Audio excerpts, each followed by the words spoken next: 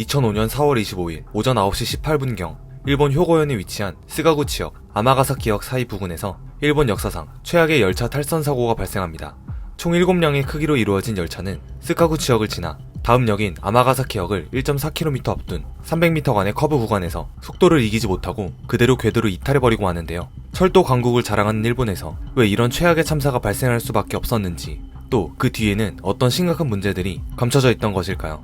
2000년대 초반, 당시 일본의 철도 회사들은 수많은 노선이 거미줄처럼 그어진 지하철 업계에서 너도 나도 더 많은 승객들의 마음을 사로잡기 위해 경쟁하는 상황이었습니다. 한국의 경우 대부분의 철도가 한국철도공사에 의해 운영되지만 일본은 과거부터 철도가 민영화되어 있어 여러 개의 철도 회사가 공존하고 있었습니다.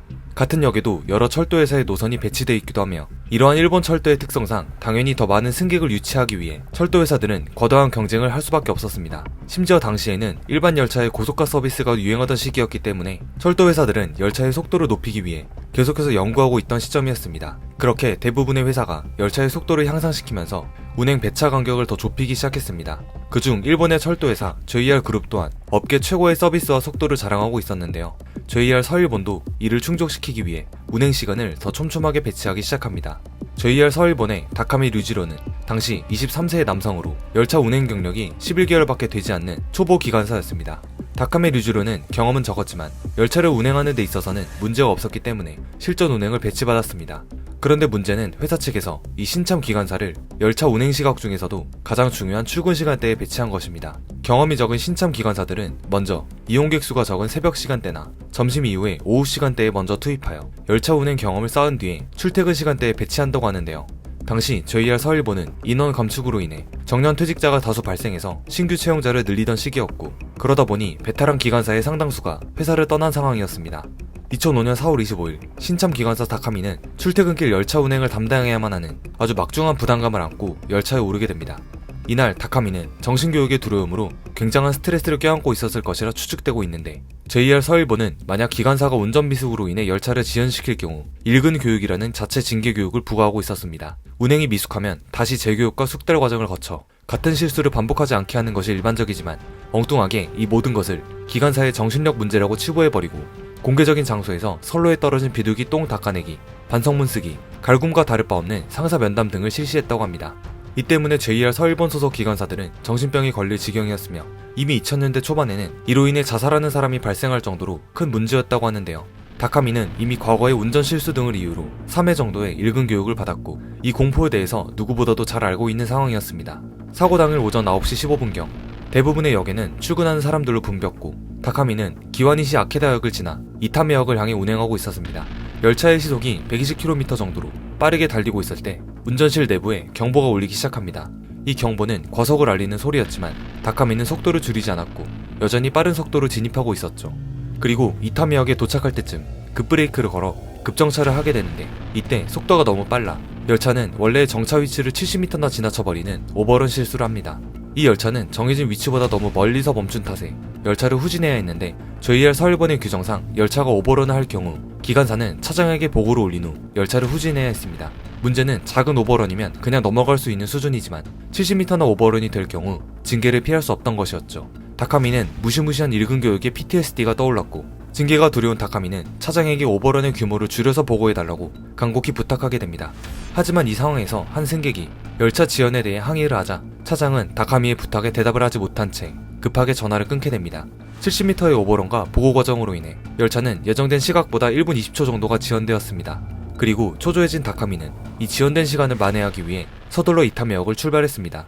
열차는 덜컹거림과 함께 역에서 출발하기 시작했고, 스카구치역을 지나 다음 정차역인 아마가사키역을 향해 빠르게 달렸습니다.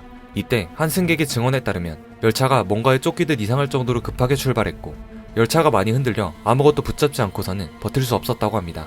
오전 9시 18분 속도가 너무 빨라 열차는 몹시 거칠게 흔들렸고, 불과 몇 초 뒤 다카미가 이끄는 전차는 급 커브길을 마주치게 됩니다. 그리고 속도를 주체하지 못한 열차는 커브길을 탈선하며 선로 옆에 위치한 아파트에 그대로 충돌하고 맙니다.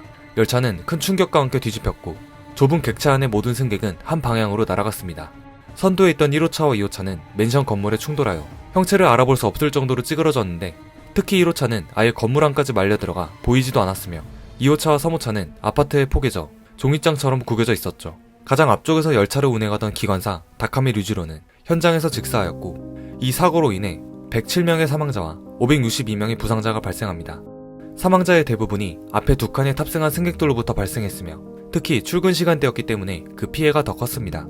사고 후 진상조사에 따르면 원래 커버길에서는 70km의 속도로 운행해야 하지만 해당 열차는 116km의 속도로 진입했기 때문에 열차가 속도를 이기지 못하고 탈선했다고 밝혀졌는데요. 조사 결과 다카미가 사고 발생 4초 전에 급브레이크를 작동시켰다는 것이 밝혀져 더욱 안타까움을 자아내고 있습니다. 사고 이후 교통안전위원회에서 열차의 브레이크를 조사해봤지만 브레이크 자체에 기계 결함은 없었다고 합니다. 하지만 한 가지 의문스러운 점은 다카미가 작동한 브레이크는 일반 브레이크였고 비상시에 사용할 수 있는 비상 브레이크를 가동하지 않았다는 점인데요. 열차는 일반 브레이크와 비상 브레이크 두 가지가 있는데 다카미는 이 긴박한 상황 속에서 비상 브레이크가 아닌 일반 브레이크를 작동시켰고 그마저도 제동력을 최대로 올리지 않았다는 것이 밝혀졌습니다. 다카미는 왜 비상 브레이크를 가동하지 않았을까요? 그 이유를 추측건데 비상 브레이크를 사용하면 이 역시 회사에 보고해야 한다는 규정이 있었습니다. 때문에 다카미는 목숨이 달린 상황에서도 비상 브레이크를 사용하는데 주저했을 것입니다. 후쿠치야마선 해당 노선은 사고 이후 55일간 열차 운행이 중단되었으며 사고의 생존자들과 현장을 수습하던 봉사자들은 여전히 외상 후 스트레스 증후군을 앓고 있다고 합니다. 오직 경쟁에만 집중이 팔려서 정작 가장 중요한 열차 운행에 대한 대비에는 소홀히 하게 되는 결과를 낳게 되자 모든 책임은 그저 강압적인 사내 분위기로 직원들의 정신력만 강조하던 JR 서울본에게로 돌아갔습니다. 열차가 충돌한 아파트는 JR 서울본에서 매입하였으며 아파트에 살던 주민들은 보상금을 받고 모두 이주했다고 합니다. 그리고 지나치게 빡빡한 열차 시간표가 사고의 간접적인 원인임이 밝혀지자 이 사고 이후 후쿠치야마선 전 열차가 사고 이전에 비해 운행 소요 시간이 늘어났고 사고 구간의 제한 속도는 70km에서 60km로 줄어들었습니다.